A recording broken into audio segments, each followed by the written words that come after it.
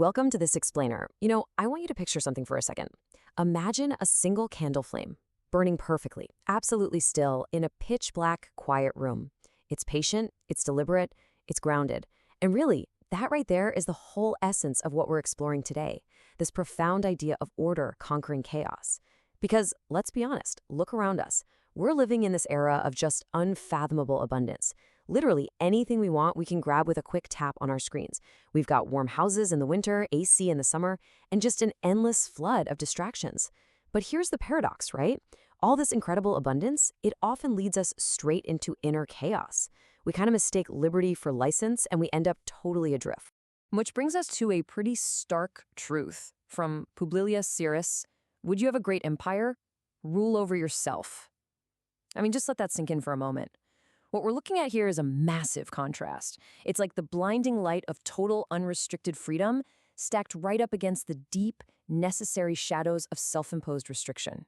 You absolutely have to master your own desires. Because if we don't step up and dominate ourselves physically and mentally, well, it's pretty much a guarantee that outside forces, or laziness, or just general entropy are going to step in and dominate us instead. So, where does this battle for self-mastery actually begin?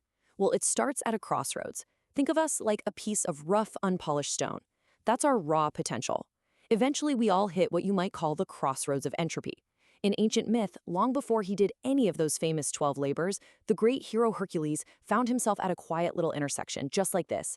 He was unknown, he was unsure, and he was facing that exact daily crisis of choice that shapes all of our destinies. The potential was definitely there, but it needed deliberate shaping. You know, the way rough stone only gets polished smooth over time through friction and intense pressure? So, at this crossroads, Hercules is staring down a very clear fork in the road. On one side, you've got the goddess of temptation, and she's promising the dream, right? A life of total ease, zero pain, every single desire instantly fulfilled, the path of least resistance. But then, on the other side stands the goddess of virtue, and she's offering a much sterner reality. Hard work, sacrifice, a really long journey. But her promise was that this strict, demanding road is the only one that actually leads to true excellence. And Hercules? He didn't even blink. He chose the hard path. He chose to take the chaotic pieces of his life and align them into perfect, deliberate order. And that choice brings us straight to the core concept of our explainer today, temperantia, temperance. It's the cardinal virtue of self-restraint, of moderation, of basically keeping yourself in check so you don't ruin your own life. The ancients didn't just see this as some boring rule. They saw it as a hinge. It's absolutely pivotal. It's the literal hinge that a good life and a mastered self hangs on. See, self-discipline isn't about punishing yourself. It's about keeping your life from totally derailing. It's about knowing exactly what you could get away with, but consciously choosing what's best. To really wrap your head around temperance, think about the old metaphor of the charioteer. Imagine the sheer, terrifying power of a team of horses pulling you along. If you want to win that race, you can't just drop the reins and let them run wild. You have to hold those reins with a firm, perfectly precise grip. It's this delicate balance of speed and control. You've got to calm the horses down, pace them, steer them through those hairpin turns. That's exactly how discipline organizes our own internal chaos. Because a driver with zero control, yeah, they're going to go incredibly fast, right up until they inevitably crash. Now, how does this actually play out in the real world? Let's talk about Dwight D. Eisenhower. He famously noted that freedom is really just the opportunity for self-discipline. And he lived it. The guy plodded through 30 years of completely unglamorous, deeply boring military postings, just practicing immense patience. And when he finally rose to become supreme commander of millions in World War II, and then president of the United States with absolute nuclear power at his fingertips, he remained uncorrupted. He navigated his entire presidency without starting a single new war. He conquered the world by conquering himself first, using restraint and setting an example, rather than just flexing his ego or brute force. But here's the thing, mastering your temperament almost always starts in the physical domain. Our body is our primary training ground. It's the immediate arena where we fight back against laziness, against entropy, against that massive urge to just sink into a comfortable couch and do nothing. Think about it. If you can't even command your own physical form, how on earth can you expect to command your mind or your soul? We have to deliberately forge ourselves, hammering away at the unpolished stone of our bodies until we create something that can actually go the distance. Okay, I want you to look at this number. Really, just let the sheer weight of it sit in silence for a second. 2,130. That is the number of consecutive baseball games played by New York Yankees first baseman Lou Gehrig. For 14 years, from April to October, with zero rest. He played through fevers, crazy migraines, pulled muscles, sprained ankles. It's just a miraculous, almost unfathomable feat of human endurance. It stands as this towering monument to what self-discipline actually looks like. And Gehrig's restraint? It wasn't just about showing up and surviving. It was about absolute supremacy and excellence. Just look at these stats. A career batting average of .340, 495 home runs. But honestly, the most staggering metric is that one right at the bottom. Years later, doctors found at least 17 healed fractures in his hands.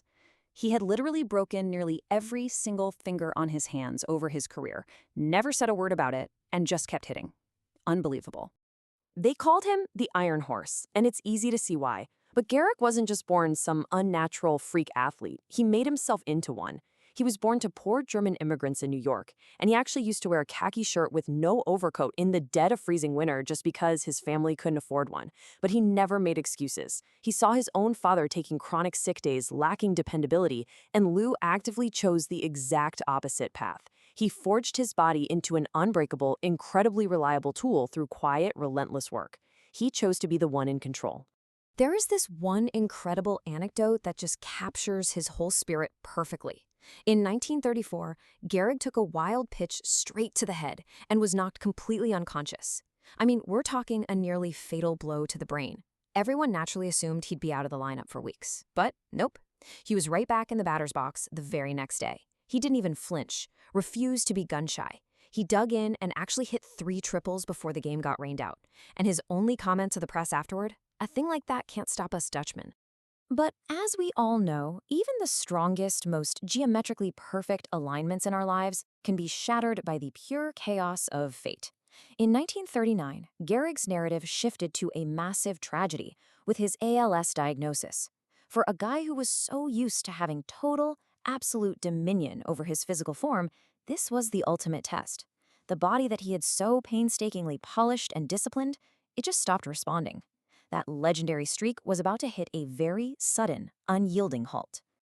And yet, notice the completely heartbreaking grace of how he handled his decline. He didn't complain, he just endured it. First, his swing visibly slowed down. Then, he started dragging his feet on the dirt, struggling just to pull on his baseball mitt. But his sheer willpower kept him out there. However, true self-discipline also means knowing exactly when to stop. Recognizing that he was starting to become a burden to his team, he made the call to take himself out of the lineup. He absolutely refused to compromise his incredibly high standards. So, on this completely ordinary May Day in 1939, after making a routine play that his teammates cheered just a little too hard for out of pity, Gehrig walked up to his manager. The manager asked him when he wanted to quit, and Gehrig just simply replied, "Now. Put Babe Dahlgren in." It was such a precise, agonizingly painful moment, but he gracefully accepted his physical limits. He stood there like a solid, unmoving cliffside, just letting the crashing waves of his own mortality break against him without ever letting it shatter his spirit. Stripped of the muscles that had served him his whole life, he stepped up to a microphone at Yankee Stadium. He's struggling just to hold himself together, but he didn't curse his fate. He didn't ask for a drop of pity. Instead, he told the crowd, "Yet today I consider myself the luckiest man on the face of the earth." The emotional gravity of that farewell speech proves an incredible point. True mastery of the self elevates a person far, far above their physical deterioration. When you master your lower self, you reach this higher, almost untouchable plane. And that brings us to the ultimate takeaway here, the mastered self. Gehrig's body, much like our own, is really just a metaphor. It's the proving ground for the soul, the way we treat our physical form, the discipline we demand of ourselves when absolutely no one is watching.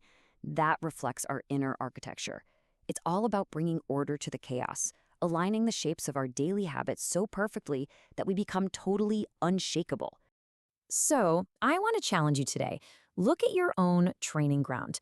Really ask yourself, what will you put up with? What can you do without in a modern world that is just filled to the brim with soft cushions and endless excuses? What will you willingly put yourself through to achieve greatness? And ultimately, what can you produce with the one body and the one life you've been given? Are you just compromising or are you commanding? The final polish of our character comes from realizing that self-discipline isn't deprivation. It's actually the ultimate form of freedom. It perfectly aligns our chaotic, raw potential into something great and unshakable. Look, when you have absolutely nothing, discipline is born out of pure necessity. But when you have everything, when you have abundance and cushions all around you, discipline becomes this conscious, beautiful choice. It is that deliberate candle flame burning perfectly steady in the dark. I want to leave you with one final provocative thought. It's so easy to talk about our passions, right? Our goals, the things we claim we care deeply about. But take a hard look at your daily actions. You say you love what you do. Well, where is your streak to show for it?